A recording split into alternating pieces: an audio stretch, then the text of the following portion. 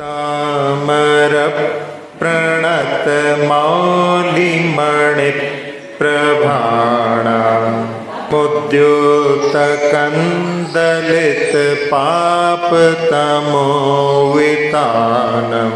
सम्यक प्रणम्य जिन पादयुगं युगादार क्वलंबनं भवजले पततांजनानां यः संस्तुतः सकलवाङ्मय तत्त्वबोधा दुद्भूत बुद्धिपटुभिः सुरलोकनाथैः स्तोत्रैर्जगत्रितैश्चेत्तहरैरुदारैः स्तोषे किलाहमपि तं प्रथमं जिनेन्द्र। 8वां काव्य लिया था, आज अपन 8वें काव्य को पहले पुनः एक बार उच्चारण कर लेते हैं। मत्वेति नाथ तव संस्तवनं मयेद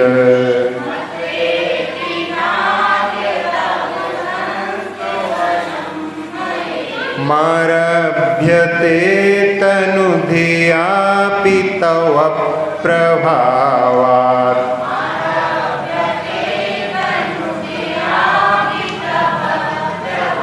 चितो हरिष्यति सतां नलिनीदलेषु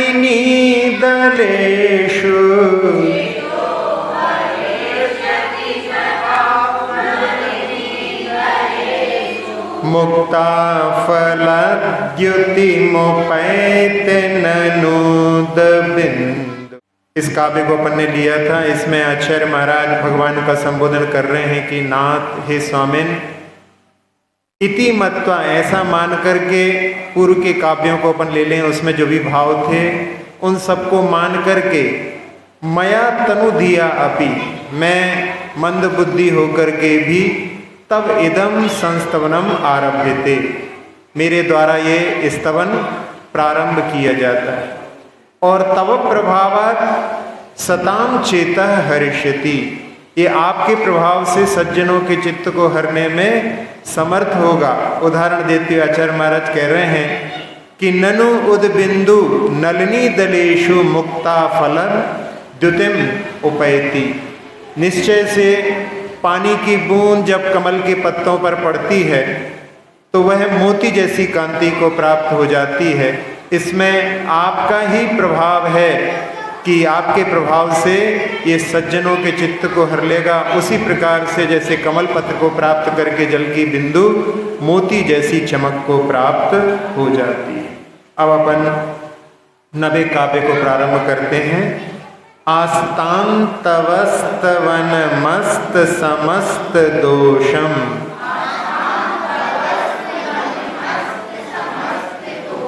हाँ, इसमें अनुप्रास अलंकार है। सा सा शब्द बार बार आ रहा है। जब अक्षर की पुनरावृत्ति होती है तब अनुप्रास अलंकार होता है। आस्तांतवस्तवन मस्त समस्त दोषम,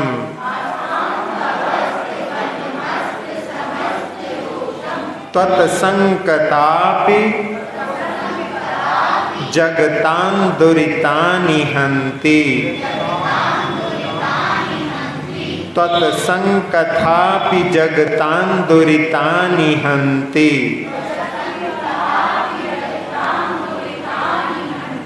दूरे सहस्र किरणः, हाँ, सहस्र सहस्र नहीं, दूरे सहस्र किरणः कुरुते प्रभैव, दूरे सहस्र किरणः कुरुते प्रभैव। पद्माकरेषु जलजानि विकास भांजी, पद्माकरेषु जलजानि विकास भांजी।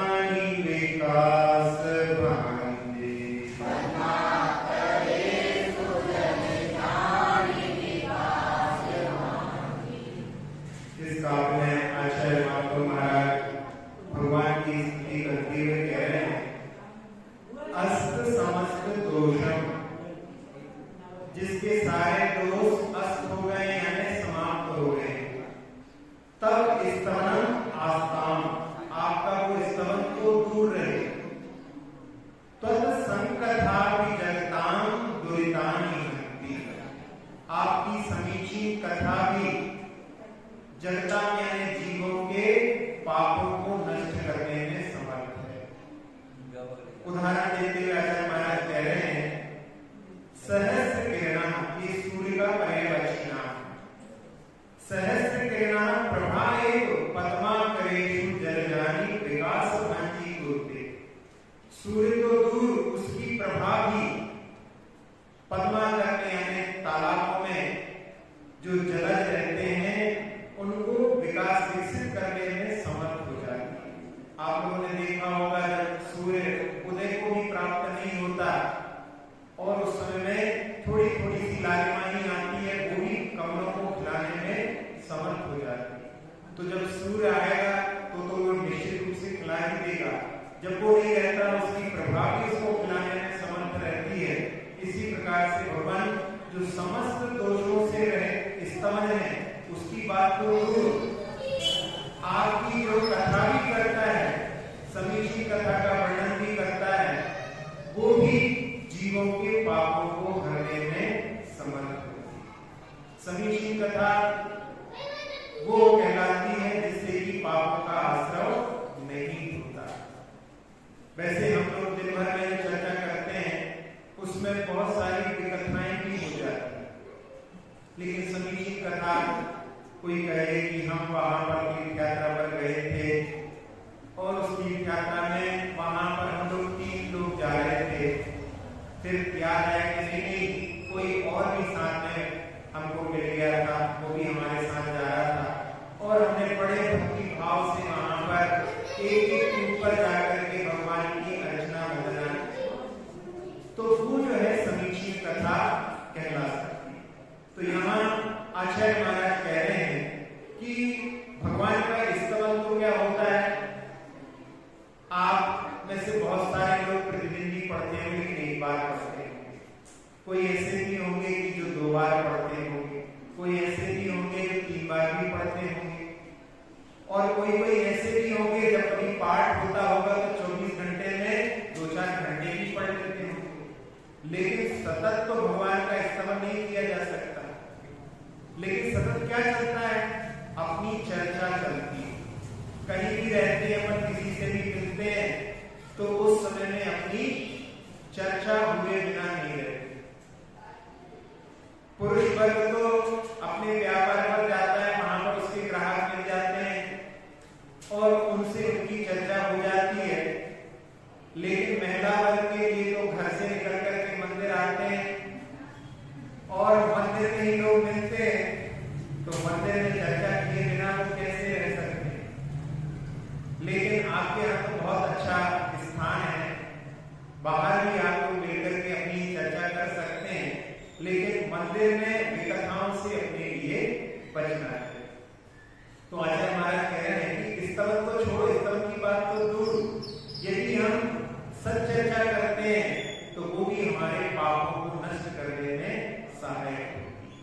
कई प्रकार की कथाएं होती हैं, इसमें अपन देखें उसके पहले कल्याण मंदिर में बिल्कुल ऐसा ही काव्य है, वो भी जैसे इसमें चालू हुआ आपका आस्थान से, ऐसे ही उसमें भी आस्थान शब्द से ही प्रारंभ होता है। उसमें आचार्य गोविंदचंद्र महाराज भगवान की स्तुति, पाटना भगवान की स्तुति करते हुए इसमें कहते हैं, आस्ताम चिंत्य महिमा जिन संस्तवरस्ते नामापि पाति भवतो जगन्ति तीव्रातपोपहत पांथ जनान्य गाधे प्रीणाति पद्मसर सहसरसो निलोपि। उसमें आचार्य महाराज ने बड़े अच्छे भाव से स्तुति करके लिखा है, आस्ताम अचिंत्य महिमा जिन संस्तवस्ते, जिस स्तवन की अचिंत्य महिमा है, आस्थान शब्द होता है दूर रहे, उसको तो आप छोड़ दो। नाम भी पाती भवतो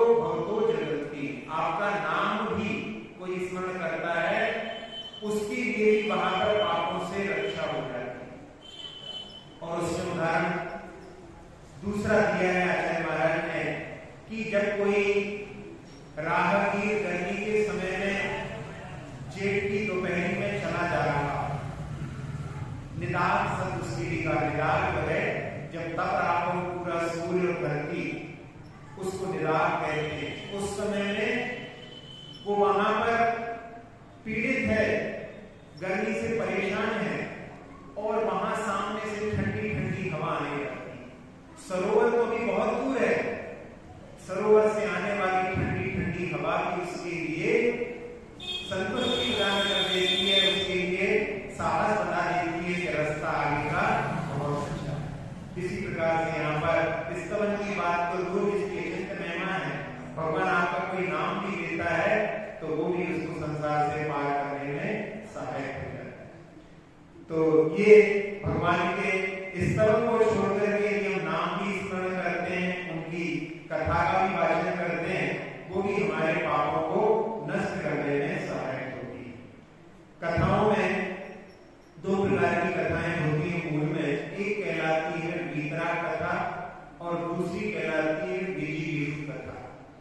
वीतराग कथा जहां पर तत्वों का निरूपण करने के लिए, तत्वों का निर्णय करने के लिए जब गुरु शिष्य के बीच में जो चर्चा होती है, जिसमें उद्वेग नहीं होता, रोष नहीं होता, बहुत भक्ति भाव के साथ में, श्रद्धा के साथ में जो चर्चा होती है, वो वीतराग कथा है।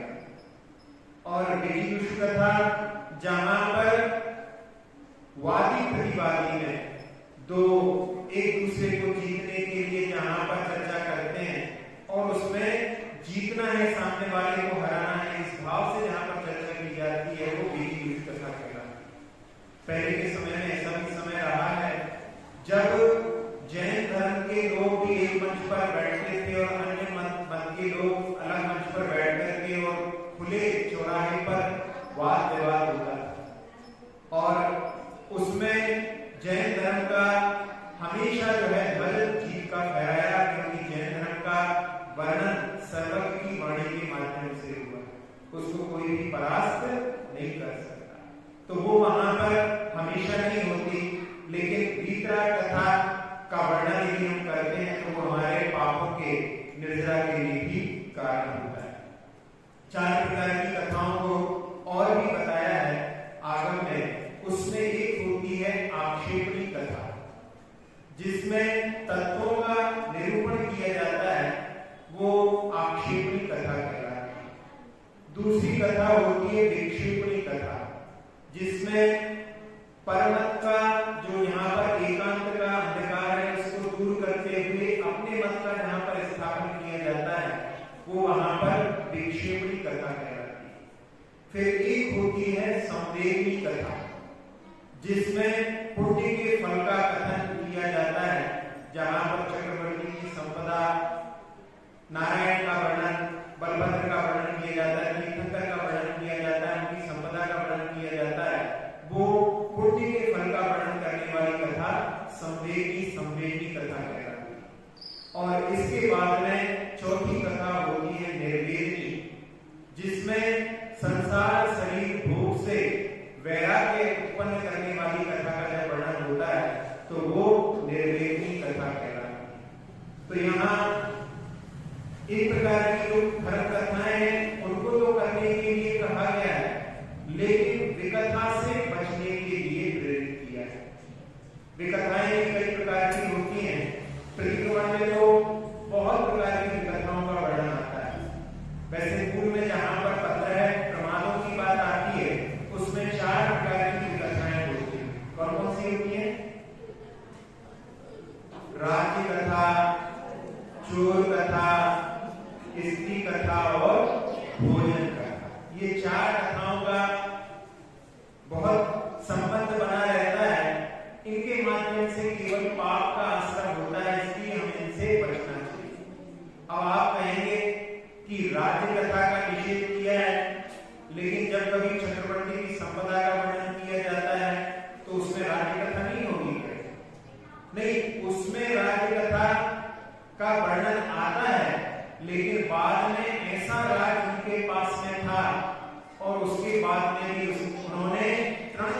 समान उसको छोड़ दिया। जब इस प्रकार से जहां पर अर्थ और काम का वर्णन भी किया जाए लेकिन साथ साथ में धर्म का वर्णन किया जाए तो फिर वो वहां पर धर्म कथा के अंतर्गत आती है, वो राज्य कथा नहीं कहलाती। फिर दूसरी कथा के बारे में चोर कथा, जहां किसी ने चोरी की, उसके चोरी का वर्णन कर रहे हैं, किसने किस प्रकार से सफाई से चोरी की, पकड़ा नहीं गया, इस प्रकार की चर्चा की जाती है तो वो चोर कथा कहलाती है। फिर आप कहोगे कि अंजन चोर भी तो चोर था, उसकी कथा को धर्म कथा क्यों कह रहे हैं? तो उसमें भी अपन समझ सकते हैं कि जहां पर अंजन चोर के लिए बताया गया कि किस प्रकार से उसने श्रद्धा करके, जहां पर मंत्री को भूल गया था और उस सेठ को वहां पर सेठ वचन प्रमाणम आणम ताणम कछुना जानम, सेठ वचन प्रमाणम, सेठ के वचन, सेठ क्यों झूठ बोलेंगे, वो तो बड़े धार्मिक व्यक्ति हैं, ऐसी श्रद्धा के माध्यम से उसने विद्या सिद्धि की और उसके बाद में उसका प्रयोग किया। उसने कहा कि स्वामी आज्ञा दीजिए, तो कहा उन्हीं सेठ के पास ले चलो, और उस समय में वो मेरू पर गए हुए थे और वो भी वहां पर पहुंच गया और जाकर के उनको प्रणाम करके कहता है कि आपके प्रताप से मैंने विद्या सिद्ध कर ली। सेठ कहने लगे अब तो तुम्हारे पास विद्या आ गई, तो तुम बहुत चोरी करने में और आगे बढ़ जाओगे। उसने कहा नहीं, हमने धर्म का स्वरूप, धर्म का पद समझ लिया है, अब हम इस विद्या का प्रयोग अपने आत्म कल्याण के लिए करना चाहते हैं, बल्कि आप हमें बताएं कि आत्म कल्याण का पद क्या है। और उस समय से कहते हैं कि हम तो मुक्ति के पद पर आगे बढ़ रहे हैं, तुम भी चाहो तो चल सकते हो। वहीं पर अंजन चोर दीक्षित हो गया और उसी मेरू के केसर वन से उसने तपस्या करके और 8 कर्मों को नष्ट करके निर्जन पत्नी को प्राप्त कर। तो ये चोर कथा नहीं है, लेकिन जहां पर सिर्फ चोरी चोरी की बात हुई हो वो वहां पर चोर कथा के अंतर्गत कहा जाता है, उससे हमें बचना चाहिए। इसके बाद में आखिरी कथा कौन सी है? नहीं, तीसरी है स्त्री कथा। स्त्री की कथा है, स्त्री के सौंदर्य का कहीं वर्णन हो, कहीं कोई मिस्टर यूनिवर्स का वहां पर कॉम्पिटिशन हो रहा है, उनके रूप का वर्णन हो रहा हो, तो वो वहां पर एक दूसरे के लिए, स्त्री के लिए पुरुष की कथा और पुरुष के लिए स्त्री की कथा, ये जो है राग को बढ़ाने वाली है, ये संसार में बंधन कराने वाली है। लेकिन जब कभी आप आदि पुराण पढ़ें जिनसे स्वामी का, और वहां पर गौर माता का जब सौंदर्य का वर्णन देखें आप, तो आपको लगेगा कि यहाँ पर कितना सुंदरता का वर्णन किया है। वहां पर दृष्टि क्या है कि जिसकी माता इतनी सुंदर, वो कितना सुंदर होगा, इस भाव को लेकर के वहां पर सौंदर्य का वर्णन किया गया है कि उनके पुत्र का कितनी सुंदरता होगी, इस दृष्टि को लेकर के वहां पर वर्णन किया गया है। जब सनत कुमार चक्रवर्ती की सुंदरता का वर्णन किया गया और उनकी सुंदरता की चर्चा सौधर्म सभा में भी होने लगी, और स्वर्ण सभा में जब स्वर्ण ने कहा कि इतना सुंदर, वैसे तो औदारिक शरीर इतना सुंदर नहीं होता व्यक्ति की तुलना में, क्योंकि इसमें बहुत सारे रोग भी होते हैं, लेकिन फिर भी उनका ऐसा रूप है कि जिससे कि व्यक्ति शरीर भी उसके सामने फीका पड़ रहा है। और देवों को कुतूहल हुआ, पहुंच गए परीक्षा के लिए, और जब वो वहां पर पहुंचे और उन्होंने देखा उनके रूप को, तो उनकी गर्दन कैसी हिलने लगी, ऐसे ऐसे होंगे। इसका क्या है कि वाकई में जो उन्होंने कहा था उससे बढ़कर के हमने पाया। और बाद में फिर वो कहने लगे अभी का रूप देखा है, अभी हम तैयार तो हो जाएं, जब हम 14 श्रृंगार करके सिंहासन पर विराजमान होंगे तब हमारा रूप देखना। 16 श्रृंगार नारी के होते हैं, 14 श्रृंगार पुरुष के होते हैं।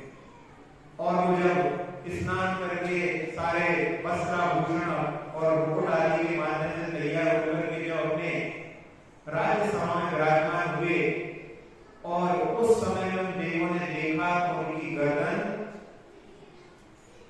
क्या है इसका प्रतीक, अब वो बात नहीं रही। इतने थोड़े से समय में वहां पर रोग का संचार हो गया। अपने शरीर के अंदर भी बहुत सारे लोग बैठे रहते हैं, कब कौन सा प्रकट हो जाए पता नहीं। जब मच्छर काटता है तो 10 दिन के बाद में मलेरिया होने की संभावना रहती है कि अपनी प्रतिरोधक क्षमता कम हुई और उसने अपना प्रभाव दिखाया। तो उस समय में जैसे ही वहां पर वो पहुंचे और उनके अंदर शरीर में रोग उत्पन्न हो गए। भाई ऐसी गर्दन क्यों बजा रहे हो, अब क्या बात हो गई? आप जो मुख में तांबुल खाए हुए हैं उसको निकाल करके दिखाइए। और एक स्फटिक के पात्र में उनके तांबुल को निकाल करके जब देखा तो पहले इस पर भ्रमर मंडराते थे सुगंध के कारण में, आज उसके ऊपर मक्खियां मंडराने लगी। क्या प्रतीक है कि अब शरीर में रोग उत्पन्न हो गया है। मक्षिका के लिए कहा जाता है, मक्खी के लिए व्रण का करती खोज मक्षिका दिव्य बदन। बहुत सुंदर शरीर हो तो मक्खी कहाँ जाएगी? जहां पर कोई घाव हो रहा, तो ये उसकी प्रवृत्ति होती है, उसके माध्यम से वहां पर पता पड़ेगा। इसके माध्यम से हम तो दृष्टि भी समझ सकते हैं। एक भ्रमर की दृष्टि होती है जो हमेशा अच्छाई देखती है, और एक मक्खी होती है जो हमेशा बुराई पर, गंदगी पर जाती है। तो ये इसके माध्यम से अपनी प्रवृत्ति को भी हम देख सकते हैं कि हमारी दृष्टि किसकी ओर है। तो जब उन्होंने ऐसे रूप को भी वहां पर प्राप्त किया था और जब उनको समझ में आया कि शरीर क्षणभंगुर है और उन्होंने वैराग्य को धारण कर लिया। तो यहाँ पर जब रूप का वर्णन किया जा रहा है तो वहां पर वो रूप कथा नहीं है, स्त्री कथा, पुरुष कथा नहीं है। यहाँ पर उन्होंने ऐसे रूप के साथ में भी वहां पर वैराग्य को धारण कर लिया, इसलिए धर्म कथा के अंतर्गत आती। और चौथी कथा भोजन कथा। भोजन कथा में भी बहुत रुचि रहती है। घर में तो बहुत सारा समय तो केवल भोजन कथा में ही व्यतीत होता है। लेकिन यदि आप क्रिया कोश देखें, क्रिया कोश की एक ग्रंथ होता है जिसमें किस प्रकार से भोजन आदि की तैयारी की जाती है उसका भी वर्णन है। क्या क्या हमारे शरीर के लिए हितकारी है, क्या हितकारी है, इसका ध्यान रखना ये भोजन कथा के अंतर्गत नहीं आता।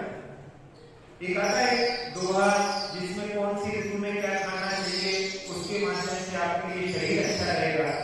और एक में आता है कि यदि वो कर लिया तो उसमें मरो नहीं तो पड़ो सही, ऐसी भी क्यों पंक्ति है।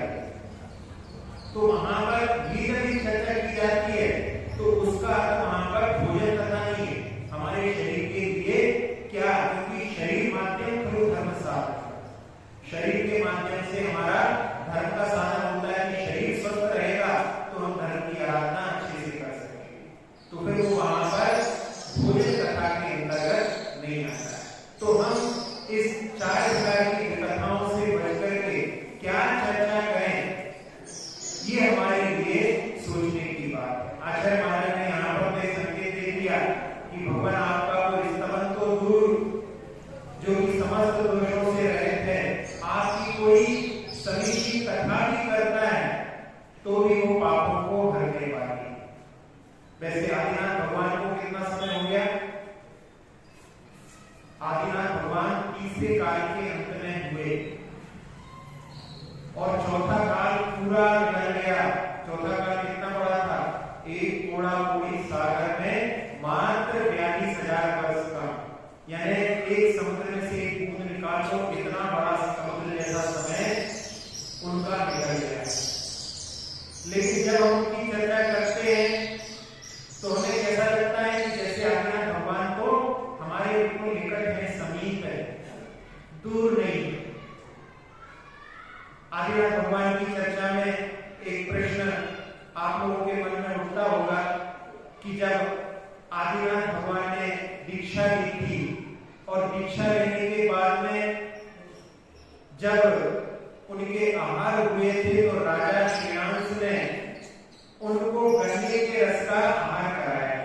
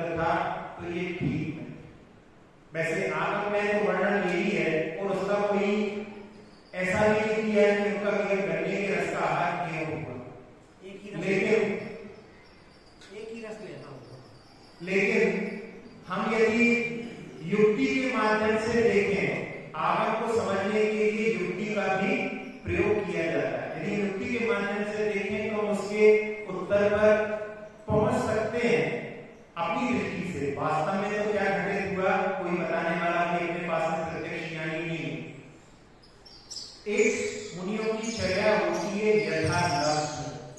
नाम सुना? यथालग्न ऐसी चर्या होती है जिसमें साधु पानी के लिए भी इशारा नहीं करते। जब आपके यहाँ पर कोई साधु यथालग्न वाले मुनिराज भी आपने उनको हाथ दे रहे हैं, तो उस समय क्या होगा? आप उससे निवेदन करेंगे कि महाराज आप अपनी अंगी छोड़ करके, आप मुद्रा छोड़ करके, विधि बना करके आहार ग्रहण करिए, और आप जल चढ़ाने लगे। एक जल पूर्ण हुआ, उसने कहा पानी का पानी का, दूसरा जा गया तो मना नहीं करेंगे, वो दूसरा जल नहीं लेंगे। यथार्थ वाले मैं कर रहा हूँ। उसके बाद में मेरे को समझ में आया कि दूध लाओ, एक जल दूध चला दिया, फिर मैं दूध लाओ, दूसरा जल दूध चला दिया, 4 जल हो गए। इतनी कैपेसिटी थी महाराज की बैठ। समझ में आया? तो हो सकता है कि वहां पर गन्ने का रस लेकर के वो खड़े हुए हो और गन्ने का रस एक के बाद चलाते गए हो, और उनको जितना लेना हो उतना लेने के बाद, क्योंकि सारा पानी के लिए इशारा नहीं, ये यथालग्न विधि होती है। जब कभी कोई साधु आचार्य से यथालग्न लेते हैं तो पहले बता देते हैं कि हम यथालग्न करें। तो उसमें महाराज के सामने जो हुआ था, मैं वो 4 जल वाली बात आपको बता दी। एक बार ऐसा भी हुआ था कि 3 जल पानी पिला दिया था, उसके बाद में कोई दूध लेकर के आया था और उनको महाराज जी को दूध सूट करता नहीं था, तो उन्होंने 3 जल पानी पी करके ही बैठ। तो ऐसी स्थिति है, उसमें कोई भी संकेत नहीं करना है, जो श्राप लेकर के आ रहा है बस वही लेना। तो हम इस युक्ति के माध्यम से समझ सकते हैं कि वहां पर ऐसी घटना घटी। और एक दूसरा भी एक युक्ति के माध्यम से कि जैसे आपके घर में कोई भोजन करने आता है और भोजन करके जाता है, तो कोई पड़ोसी यहाँ गया, कहाँ से आया? वहां से आया, रोटी खा ली है? हाँ रोटी खा ली। रोटी खा ली है तो पिता से बता दिया, बाकी सब चीजें भी खाई है, लेकिन कहने में आ गया कि रोटी खाई। तो ऐसा हो सकता है मुख्य आहार तो उनका गन्ने का रस लिया हो और कुछ भी चला हो, लेकिन मुख्य जो आहार होगा ज्यादा परसेंटेज में वो गन्ने का रस होगा, इसलिए इसको हम गन्ने के रस का ही मुख्य आहार कहते हैं। तो जब ऐसी चर्चा की जाती है तो उससे ऐसा लगता है कि आदिनाथ भगवान से बहुत निकट है, इतना वर्ष बीत गए हैं, लेकिन अपने को ऐसा नहीं लगता कि वो बहुत दूर है। जब आदिनाथ भगवान के 10 भवों की चर्चा करें, जो कि जब सौदागर उनको पांडु शिला से लेकर के आता है और उनके यहाँ पर पिता के आंगन में जब वो वहां पर दशावतार नाटक दिखलाता है, उनके 10 भवों को, पूर्व के 10 भवों को वहां पर दिखलाता है। उन 10 भवों को एक बार स्मरण करें तो सबसे पहला भवन का था जय वर्मा नाम के एक राजकुमार। इन 10 भवों की बात में जय वर्मा नाम के राजकुमार थे और उनके छोटे भाई जो है ज्यादा बुद्धिमान थे और पिता ने ऐसा किया कि उनको छोटे भाई को ही राज्य दिया। और उस समय में उन्होंने घर को छोड़कर के मुनिराज के पास पहुंच गए।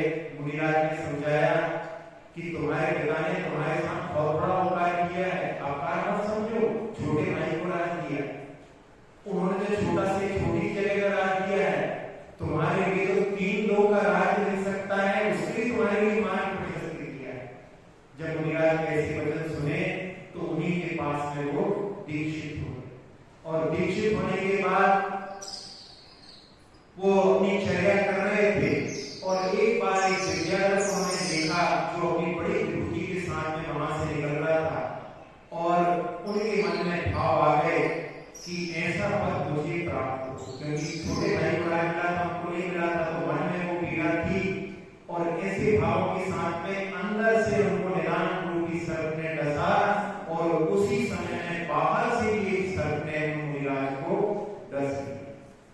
उनकी देह वहां पर छूटी और उस निदान के माध्यम से वो जाकर के विद्याधर महाबल के रूप में बने। वो महाबल विद्याधर निदान के माध्यम से बने थे, इसलिए धर्म में रुचि नहीं थी। और उनके स्वयंबुद्ध नाम के मंत्री थे, उनके 4 मंत्रियों में सर्वश्रेष्ठ मंत्री थे और वो हमेशा धर्म के मार्ग पर उनको बढ़ाने की प्रयास करते थे, लेकिन वो बिल्कुल कुछ सुनते ही नहीं थे। एक बार वो मंत्री मेरू की वंदना पर गए और वहां पर 4 अधिकारी मुनिराज को देख करके निवेदन किया कि हे मुनिराज, हमारे राजा भव्य हैं कि नहीं? हम इतना प्रयास कर रहे हैं। तो उन्होंने कहा भव्य नहीं, भव्य शिरोमणि है। आगे वो इस धरा पर तीर्थ का प्रवर्तन करें और इस समय में तुम जाकर के उनको समझाओ। आज रात में उन्होंने 3 सपने देखे हैं, तुम उनको जाकर के बताओगे कि आपने वो सपने देखे हैं, उनकी बड़ी श्रद्धा हो जाएगी और आप जैसा कहोगे उस धर्म के पद पर वो आगे चलने के लिए तत्पर हो जाए। वो महाराज ने 3 सपने बताए। वो बड़े हर्ष के साथ में पहुंचे और देखा तो वहां पर राजा महाबल सुबह सुबह इंतजार कर रहे थे कि हमारे सेनापति मंत्री जी कहाँ हैं। जैसे ही उन्होंने देखा, उन्होंने जाकर कहा आज आपने 3 सपने देखे। किसने बताया? हमने सुना है आज आपने 3 सपने देखे और उनका फल भी हमको मालूम। कहीं बताओ बताओ कौन से सपने हैं? तो उन्होंने बताया सपने कि एक में 3 जो है उनको कीचड़ में खींच रहे हैं, एक उनको बाहर निकाल रहे हैं और फिर उसके बाद में उन्हीं मंत्री ने उनको सिंहासन पर बैठा करके अभिषेक किया। और एक सपने में उन्होंने देखा कि एक प्रकाश का बहुत बड़ा पुंज धीरे धीरे धीरे धीरे बिल्कुल लुप्त होता जा रहा है। उन्होंने बताया कि आपके लिए विभूति प्राप्त होगी आगे, उसका प्रतीक है ये। मेरे ध्यान से निकाल करके आपको आगे विभूति प्राप्त होगी और जो पुंज लुप्त हो रहा है उसका प्रतीक है। बस आपकी आयु 1 महीने शेष है। उस समय में उन्होंने आखिरी के 1 महीने में अच्छी तरह से संलेखना करके अपने शरीर को छोड़ा और जाकर के स्वर्ग में वो ललितांक नाम के थे और उस भव में उनको एक आखिरी में स्वयं प्रभा नाम की देवी से ज्यादा जुड़ाव हो गया और वहां से जब विचलित होकर के आए तो वज्रजन नाम के राजकुमार बने और वो जो देवी थी वो विचलित होकर के आने के बाद में श्रीमती नाम की एक चक्रवर्ती की पुत्री बनी और बाद में उनका विवाह हो गया। विवाह होने के बाद में अपनी ससुराल में आवश्यकता थी, वो लोग जा रहे थे और रास्ते में उन्होंने 4 अधिकारी मुनिराजों को आवाज दी और बाद में महाराज चले गए तो उनके ही सेवक ने बताया कि पहचान नहीं पाया कि आपके ही पुत्र थे। दोनों मुनिराज आपके पुत्र थे। फिर उनके पास जाते हैं और उनके माध्यम से सारे पूर्व को जानकर के बड़े हर्षित होते हैं। अंत समय में उनका मरण कैसे हुआ कि जिस शयन कक्ष में वो शयन करते थे उसके वातायन खिड़कियों को खोलना मतलब लोग भूल गए और वहां पर सुगंधित द्रव्यों को धूप में जलाया गया था और उस धूप के कारण में दोनों ही घुस करके मरण होगा। आचार्य भीमसेन स्वामी ने कहा कि ऐसे भोगों के लिए धिक्कार हो जिनके माध्यम से कभी कभी जीव की जो है मृत्यु भी हो जाए। कई बार होता है ऐसा। अभी कुछ दिनों पहले एक घटना घटी थी कि एक कार में पति पत्नी दोनों घूमने के लिए जा रहे थे और रास्ते में ही एक्सीडेंट हुआ और उसके जो दरवाजे थे लॉक हो गए और पूरी गाड़ी चल गई, कोई बचा नहीं पाया। अंदर वो दोनों उसमें जल गए, वहीं पर उनकी चिता बन गई। इस प्रकार से तो ऐसे भोगों के लिए धिक्कार था। और उसके बाद में फिर दोनों ने उस समय में आहार दान किया था लेकिन समीचीन श्रद्धा नहीं थी। उसके कारण में दोनों ही उत्तम भोगभूमि में उत्पन्न हुए और उत्तम भोगभूमि में जो स्वयंभू नाम के मंत्री थे वो तो दीक्षित होकर के स्वर्ग गए। स्वर्ग से आने के बाद में राजकुमार बने और दोनों ही दीक्षित हो गए। वो दीक्षित होने के बाद में उन्होंने अपने प्रभु से पूछा और उनके माध्यम से वो पता पड़ा कि ये दोनों जीव यहाँ पर है। तो वो 4 अधिकारी विराट भूमि में आकर के उनके लिए उपदेश देकर के सम्यक दर्शन प्राप्त कराया और उन्होंने सम्यक दर्शन प्राप्त करने के बाद में जब इस आयु को छोड़ा तो जाकर के सौधन ऐसा में ही उत्पन्न होते हैं सम्यक दृष्टि भूमि से वहां पर उत्पन्न हुए और तब तक इन जो मुनिराजों ने इनके लिए उपदेश दिया था उनको केवल ज्ञान हो गया। तब उस देव ने, श्रीधर देव ने, जो आदिनाथ भगवान का जीव है, जाकर के उनके वहां पर पूजा की समोशर में, और उस समय में पूछा कि हे भगवान, उस समय में हमारे 4 मंत्री थे, आप तो भगवान बन रहे हैं, 3 मंत्रियों का क्या हुआ? तो उन्होंने बताया कि 2 मंत्री तो तीव्र मिथ्यात्व के कारण में निगोद में चले गए, वहां पर उनके लिए कुछ भी संबोधन नहीं किया जा सकता, लेकिन 1 मंत्री अभी दूसरे नरक में। तब आदिनाथ भगवान का जीव वहां से जाकर के उन नरक में जो मंत्री का जीव था उसके लिए संबोधन किया, और उसके माध्यम से उसने वहां से निकल करके राजकुमार की पर्याय को प्राप्त किया। और उस समय वो विवाह करने जा रहा था, तब फिर पुनः आदिनाथ भगवान का जीव वहां से आया, और उसने उनको कहा कि उस समय में तुम कह रहे थे कि मैं शीघ्रता से निर्माण के कार्य में लगूंगा, आप क्या कर रहे हो? तब फिर वहां पर उसने वैराग्य को प्राप्त करके और ऊपर जाकर के वो इंद्र के रूप में पहुंच गया। तो ऐसी जब आदिनाथ भगवान की जब चर्चा की जाती है, तब उस समय कैसा लगता है? इतना समय आदिनाथ भगवान को व्यतीत हुआ है, ऐसा नहीं, आदिनाथ भगवान तो हम सबके बिल्कुल समीप है, हम सब लोगों के हृदय स्थल पर विराजित है। तो जब ऐसी चर्चा की जाती है, तब वो कहलाती है धर्म कथा। ऐसी चर्चा करते हैं अपन तो वो पापों को नष्ट करने वाली। और यदि हम विकथा करेंगे तो फिर वहां पर हमारे केवल पाप का असर होगा, हमारा संसार और वृद्धिगत होगा। तो हमने जैसे कहा था कि इस तरह तो हम कभी कभी पढ़ सकते हैं, लेकिन कथाएं तो अपनी हमेशा चलती रहती हैं। तो हम कैसी कथाएं करें, इस पर भी हमें विचार करना चाहिए। एक बच्चा स्कूल से रोज आता और आकर के मम्मी को सबसे पहले जब भी मिलता तो रोते रोते को वहां की क्या घटना घटी सुनाता। आज मम्मी हमारी उसने पेंसिल चुरा ली, तो आज मम्मी उसने हमारा टिफिन खोल करके खा लिया। रोज रोज रोते रोते सुनाए तो माँ कहने लगी कि तुम ये रोज रोज हमारे लिए ऐसी बातें सुनाते हो, तुम्हारा चेहरा भी जो है रोते हुए जैसा रहता है, और सुन करके हमारा भी दिमाग खराब होगा। तुम स्कूल से कुछ अच्छी बातें सीख करके आओ, अच्छी बातें हमारे लिए बताओ, तो उससे तुम्हें सुनाते हुए तुम्हें भी प्रशंसा होगी और सुन करके हमें भी आनंद आएगा। और उस बच्चे ने उस गांठ को बांध दिया। अब वो पूरे दिन भर स्कूल में यही देखता कि ऐसी कौन सी घटना अच्छी घट रही है जिसको मैं जाकर के मम्मी को सुनाऊंगा तो सुन करके वो प्रसन्न हो जाए। और उस बच्चे ने जब वो आगे चल करके नोबेल प्राइज प्राप्त किया उस बच्चे ने, तब उससे पूछा गया तो उसने कहा कि इस नोबेल प्राइज में सबसे बड़ा हक जो है मेरी माँ का बनता है, क्योंकि उन्होंने मुझे अच्छाई को देखने की वहां पर सीख दी। तो इसी प्रकार से हम भी आपस में चर्चा करते हैं, उसमें हम ध्यान रखें कि हम क्या बात कर रहे हैं। अक्सर लोगों के लिए बहुत सारी प्रॉब्लम रहती है, किसी को दर्द बना रहता है, किसी के लिए बहुत प्रकार की शारीरिक परेशानियां रहती हैं। उसमें परेशानियों का कारण हो सकता है हमारे ही द्वारा निर्मित किया गया। जिनके लिए हड्डियों की प्रॉब्लम रहती है, उन लोगों के लिए निंदा से बचना चाहिए।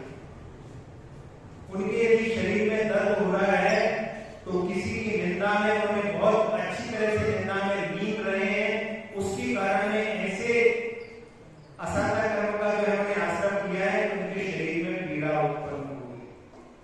तो ये हम दूसरों की प्रशंसा करेंगे तो उसके माध्यम से वो हमारी जो शरीर की व्याधा है वो दूर हो सकती है।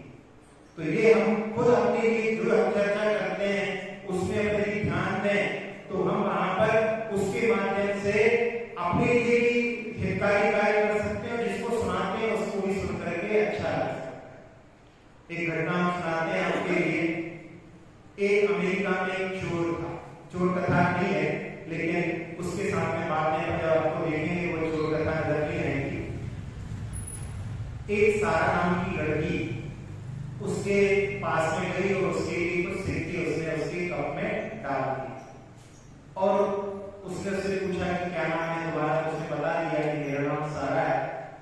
वो चली गई। जब वो चली गई थोड़ी देर बाद उसकी दृष्टि उस कप में गई जिसमें उसने सिक्के डाले थे, और उसने देखा कि वहां पर एक अंगूठी उसके हाथ से गिर गई। उसकी अभी अभी एंगेजमेंट हुई थी, वो एंगेजमेंट रिंग बड़ी महंगी थी, वो उसमें उसकी सिक्के डालते समय छूट, उसको पता नहीं पड़ा। और जब उसने उसको देखा तो उसके मन में कश्मकश चल गई। किसकी? एक तरफ तो गरीबी है और एक तरफ ईमानदारी कि मुझे वो वापस करना चाहिए, लेकिन एक तरफ गरीबी कहती कि भैया अभी जीवन को चलाना है तो उसके लिए कुछ आवश्यकताएं हैं। कभी कभी ऐसा भी होता है कि कुछ भी नहीं मिलता है तो उस समय काम में है कि ऐसे उनके दोनों के बीच में बहुत कश्मकश के बाद में उस अंगूठी को लेकर के ज्वेलर्स के पास में पहुंच गए। जब वहां पर पहुंचा और वो समझ गए कि कोई चोरी की चीज होगी, तो उन्होंने उसको देख करके कहा कि $1000 मिलेंगे। उसने सोचा कि ये लोग अपना फायदा भी देखते हैं, तो ये इतनी सस्ती तो होगी नहीं, इसमें कुछ हीरे भी लगे हुए हैं, और उसने मना किया। तो फिर वहां पर थोड़ा थोड़ा बढ़ाते बढ़ाते $2000 तक पहुंच गए। और उसने उस समय में सोचा कि इससे और भी होनी चाहिए, और उसी समय में उसको उसका चेहरा, सारा का चेहरा याद आ गया। उसने बड़े हंसते हुए उसके कप में पैसे डाले थे, और उसने किसी तरह से पता नहीं कर दिया कि $4000 की है, $2000 हमारे लिए दे रहे हैं, और उसने सोचा मैं तो इसको वापस कर दूंगा। और वो वहां से वापस आया। बहुत दिनों तक उसको खोजता रहा, क्योंकि उससे बात हुई थी, उसका चेहरा उसको याद था, और एक दिन वो उसको मिल गई और उसने उसको अंगूठी लौटाई। जब उसके अंगूठी लौटाई तो वो इतनी हर्षित हुई, उसकी आंखों में आंसू आ गए, क्योंकि उसकी बड़ी प्रीति थी। पैसे की कोई कीमत नहीं थी, लेकिन उसकी एंगेजमेंट थी, इसलिए बड़ा महत्व था। और उस समय उसने सोचा कि मैं इस भिखारी के लिए, हैरिस नाम था उसका, मैं इसके लिए कुछ करूं। और उसने इस घटना को पोस्ट कर दिया। आजकल के जो इंटरनेट आदि सब चल रहे हैं, व्हाट्सएप आदि के माध्यम से, वो सोशल मीडिया में उसने अपलोड कर दिया, और वो कथा इतनी फैली, इतनी वायरल हुई, और उसने सोचा था कि कम से कम $1000 इसकी मदद के लिए मैं इकट्ठे करूंगी। आप लोगों को सुनकर के आश्चर्य होगा, $4000 की वो कीमत की वो अंगूठी थी, लेकिन जब वो कथा चली और उसके माध्यम से $1,96,000 उसकी कथा को सुनकर के लोगों ने वहां पर डोनेट करके इकट्ठे कर दिए, और उस सारा ने ला करके उस सारे पैसे उसके लिए दे दिए।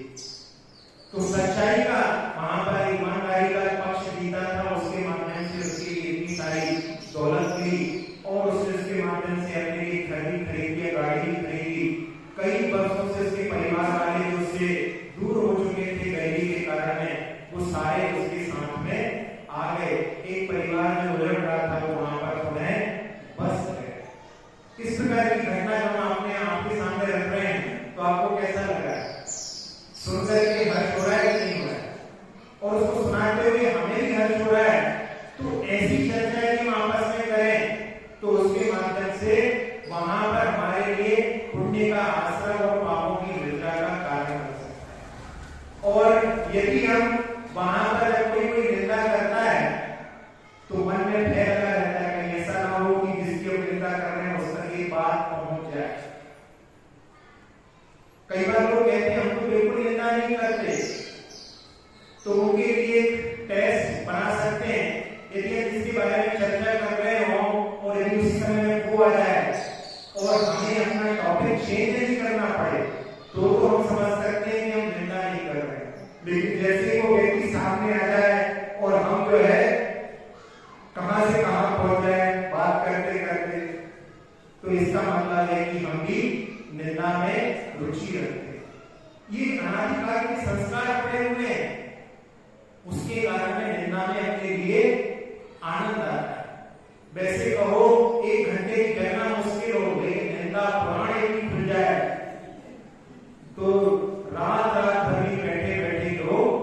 लाभ देते हैं, लेकिन उसके माध्यम से अपना कितना हित करते हैं, अपने शरीर के प्रति कितना हित करते हैं।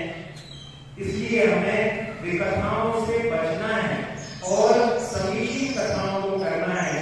यही उपदेश आचार्य महाराज ने इस काव्य में दिया है कि हे भगवान, आस्ताम तब स्तवनम समस्त दोषम, जो समस्त दोषों से रहित है ऐसा स्तवन तो भगवान आपका दूर रहे।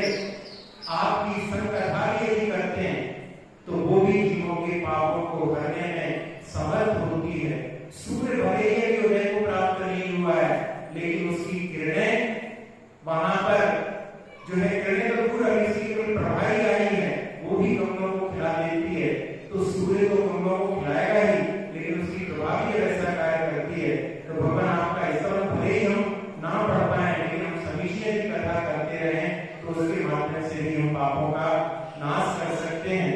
इसलिए अपन इस काव्य के माध्यम से अपने जीवन की जो पद्धति है उसको सुधार करके अच्छी चर्चा करने पर विश्वास करेंगे। इसी भावना के साथ में अपन इसके पद्यानुवाद को देखेंगे।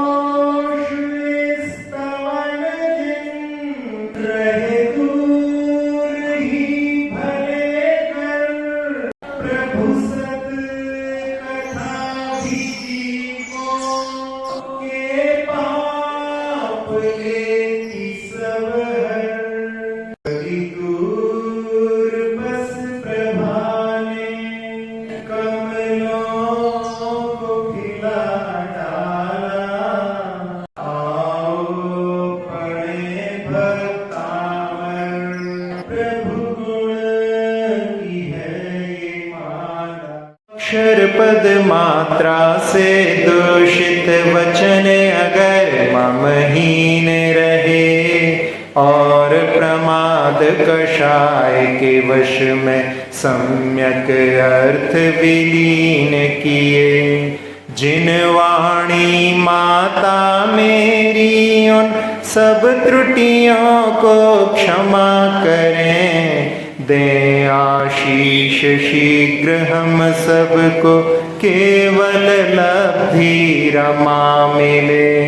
प्राप्त हमें हो बोधि समाधि परिणामों की शुद्धि हो। निज आत्म उपलब्ध हमें हो। शाश्वत सुख की सिद्धि हो। चिंतित वस्तु दात्री माता चिंतामणि उपमा भाती। करो वंदना पूर्ण विनय से चरण रखूं मैं ये पाती। कर जिन वाणी स्तुति तन की ममता टार। महामंत्र का जाप अब सभी जपें नभ बार।